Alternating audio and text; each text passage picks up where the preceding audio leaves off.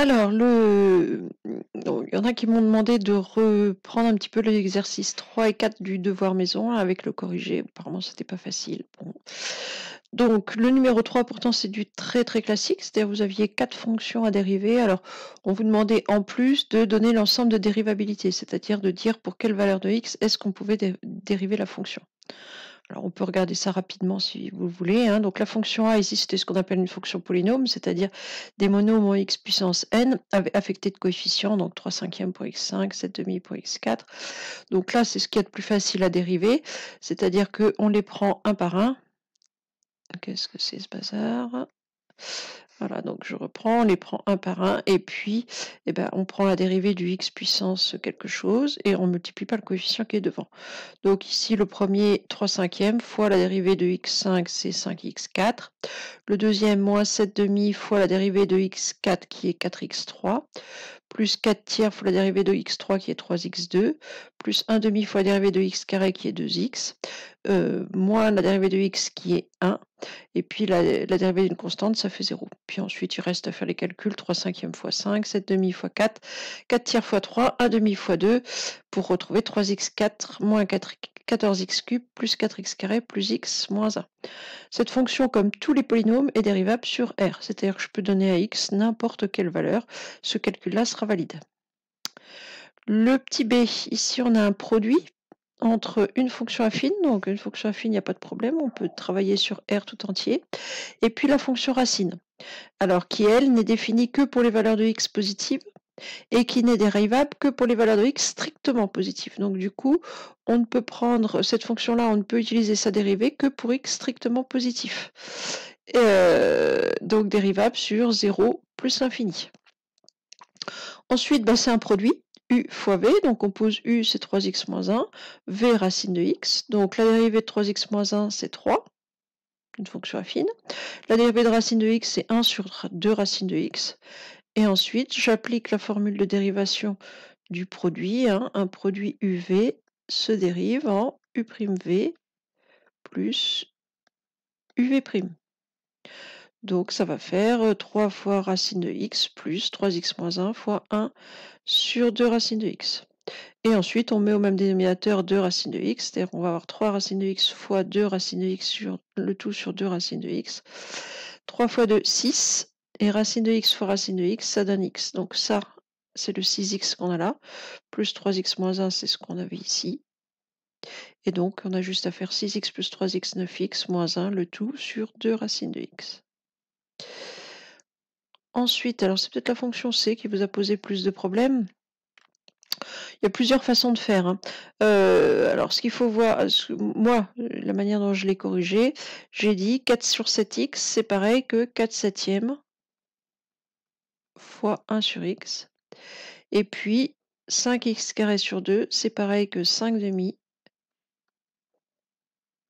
fois x carré. Alors, il y avait possibilité de faire autrement, mais c'est largement comme ça que c'était le plus rapide. Parce que du coup, la dérivée de c, du coup, ça va être 4 septièmes fois la dérivée de 1 sur x, donc 4 septièmes fois moins 1 sur x carré, moins 5 demi fois la dérivée de x carré, c'est-à-dire moins 5 demi fois 2x. Donc là, c'est assez rapide. Sinon, si vous ne le voyez pas, vous pouvez aussi mettre au même dénominateur et puis ensuite utiliser la formule de dérivation du quotient. Enfin, il y a plusieurs façons de faire. Du coup, peut-être vous tombez sur une formule qui ressemble, qui n'est pas exactement la même. Mais donc, moi, tel que je l'ai dérivé, c'est 4 septièmes fois moins 1 sur x carré, moins 5 demi fois 2x. Elle est dérivable partout, sauf en 0. Alors, pourquoi est-ce qu'on ne peut pas travailler en 0 ? Parce qu'on a un x au dénominateur. Et donc, vous ne pouvez pas diviser par 0. Donc, vous ne pouvez pas remplacer x par 0. Le reste, il n'y a pas de souci. Enfin, la dernière, c'est un quotient, u sur v. Un quotient u sur v va être dérivable pour peu que le dénominateur ne fasse pas 0. Or, le dénominateur ici fait 3x moins 4. Il vaut 0 lorsque 3x égale 4, c'est-à-dire lorsque x égale 4 tiers. Donc ici, d va être dérivable partout, sauf en 4 tiers. Donc d est dérivable partout. Donc sur l'ensemble des réels R, duquel j'enlève le nombre 4 tiers. Et ensuite, c'est un quotient u sur v. Donc j'appelle U le numérateur, V le dénominateur. Le numérateur se dérive en moins 2 fois 2x moins 1, c'est moins 4x moins 1.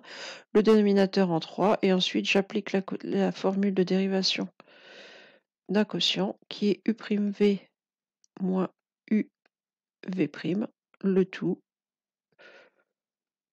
sur V au carré. Donc là, c'est vraiment de l'application directe de la formule. Derrière, il y a de la distributivité simple, et puis on réduit. Donc ça, normalement, ça doit pas être... Alors, faut faire le calcul, évidemment, quand on le regarde comme ça, c'est pas simple. Essayez de le refaire, normalement, ça devrait bien se passer.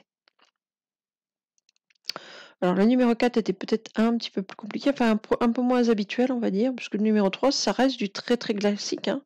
Quand on a fait les formules de dérivées, on a fait des choses comme ça. Et puis, on va en refaire dans le chapitre qui vient là, hein. Donc le numéro 4, donc on a une fonction, un polynôme du second degré, donc qui se représente par une parabole, et puis une fonction graphique, c'est-à-dire une fonction en fonction affine divisée par fonction affine. Donc qui, elle, va se représenter par une hyperbole. Bon, à la limite que vous ne connaissiez pas le long de la courbe, c'est pas très grave. Ici, on vous demandait de prouver que les deux courbes rencontraient l'axe OY au même point A. Alors c'est vrai que là, ça peut être un petit peu troublant, et d'ailleurs, ça n'a pas été très bien fait. Pourtant, c'est pas si difficile que ça. Ça veut dire quoi? Dire que les deux courbes rencontrent l'axe OY au même point.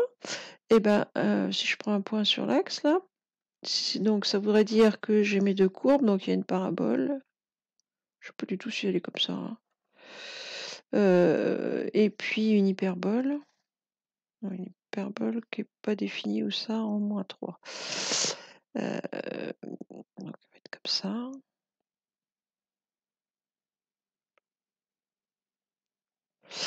Voilà. Et donc, dire qu'elles se rencontrent toutes les deux, qu'elles rencontrent l'axe OY au même endroit.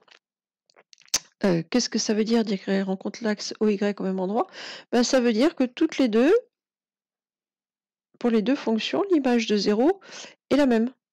Si elles ont toutes les deux la même image de 0, ben à ce moment-là, elles vont passer toutes les deux au même point sur l'axe OY. Donc c'est pour ça qu'on calcule f de 0 qui vaut 5 quarts, g de 0 aussi. Donc elles se rencontrent toutes les deux au point A qui a pour coordonnées 0 puisqu'on est sur l'axe des ordonnées, et 5 quarts qui est l'image de 0 par f et par g. Donc il y en a qui ont cherché à résoudre f de x égale g de x, qui s'en sont pas bien sortis. Mais ici, c'était pas la peine, on vous disait de vérifier en fait qu'elles se rencontraient lorsque x était égal à 0, puisqu'on vous disait qu'elles se rencontraient sur l'axe OY. Donc ici, il n'y avait qu'à remplacer x par 0. Et ensuite, il fallait montrer que les deux tangentes étaient perpendiculaires. Le coefficient directeur d'une tangente, si je me place en A, c'est-à-dire ici en x égale 0, ça va être f' de 0 pour l'une et g' de 0 pour l'autre. Ça, ce sont les deux coefficients directeurs des tangentes.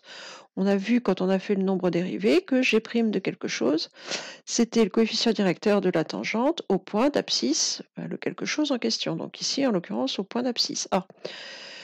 Enfin, au point A d'abscisse 0, pardon. Donc, il s'agit ici de dériver les deux fonctions. Donc, x carré moins 3x plus 5k va se dériver en 2x moins 3. Et je calcule f' de 0. Donc là, c'est plutôt facile. F' de 0, je remplace x par 0, ça fait moins 3.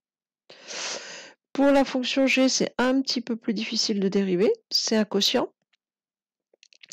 Et dans mon corrigé, j'ai dit le numérateur c'est 3 fois 3x plus 5, c'est-à-dire c'est 9x plus 15. Donc la dérivée, ça va être 9. Le dénominateur, c'est 4 fois x plus 3, c'est-à-dire 4x plus 12. La dérivée, oh, c'est mal aligné. La dérivée, ça va être 4. C'était mal aligné comme ça sur le corrigé que je vous ai distribué. Voilà. Et après, j'applique la formule de dérivation du quotient, alors qu'elle est la même que celle qu'on a là-haut, hein, U'V moins UV' sur V au carré. Donc, U'V, ça fait 9 fois 4x plus 12, moins UV', moins 4 fois 9x plus 15. On développe, ça fait 48 sur ça, là, 4x plus 12 au carré. Et donc, on remplace ensuite x par 0 pour savoir combien vaut g' de 0. Ça fait 48 sur 144, et quand on simplifie, ça fait un tiers. Et donc, quand je multiplie, on vous disait quand même, pour prouver que des des droites sont perpendiculaires, il suffit de prouver, il est où mon énoncé? Il suffit de prouver que le produit de leur coefficient directeur vaut moins 1. Donc on a moins 3 fois un tiers, je multiplie les deux, ça fait exactement moins 1. Donc les deux tangentes vont bien être perpendiculaires. Voilà, donc j'espère que ça vous aura un petit peu aidé sur le corrigé de ce devoir à la maison. C'est tout pour cette vidéo.